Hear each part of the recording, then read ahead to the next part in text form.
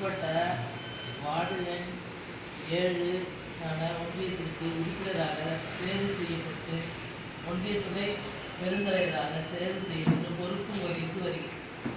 அந்த நிலையில் ஒன்றிய அலுவலகத்தில் காலியாக உள்ள இரவு காவலர் அலுவலக உதவியாளர் பணியிடத்திற்கு மாவட்ட அலுவலர் மூலமாக பரிசீலனை செய்யப்பட்டு 13/11/2005 அன்று நேர்முக தேர்வு மற்றும் நியமனம் செய்தல் தொடர்பாக ஒன்றிய பெருந்தலைவர் திருமதி அமுதா ரவிக்குமார் இந்நிலையில் மேற்காணும் நிகழ்வுகள் துணை பெருந்தலைவராகிய நான் என்னுடைய கையொப்பம் இல்லாமலும் எந்த தகவலும் இல்லாமலும் சட்டத்திற்கு விதிமுறைக்கு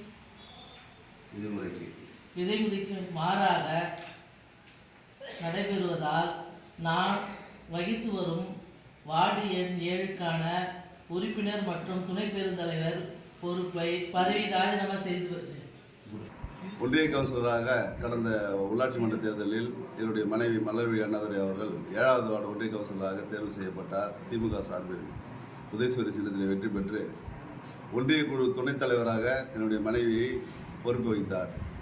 ஒன்றிய குழு துணைத் தலைவராக கடந்த 11 மாதமாக யூனியனில் ஒன்றாம் ஊராட்சி ஒன்றியத்தில் ஒரு வளர்ச்சி பணிகள் எதுவும் செயல்படவில்லை. ஒன்றிய கவுன்சிலர் யாருக்கும் வேலை டெண்டர் எதுவும் வேலை வைக்கல, எந்த வேலையும் வைக்கல.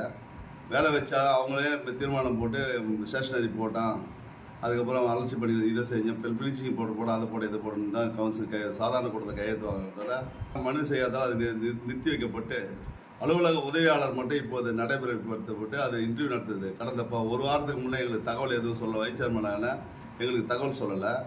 ஒன்றிய கவுன்சில் எங்களுக்கு வேலையை இதுவரை ஒரு வருஷமாக எங்களுக்கு வேலையும் கொடுக்கல. ஒன்றிய கவுன்சில் பதவி வச்சிருந்து பலன் இல்லை.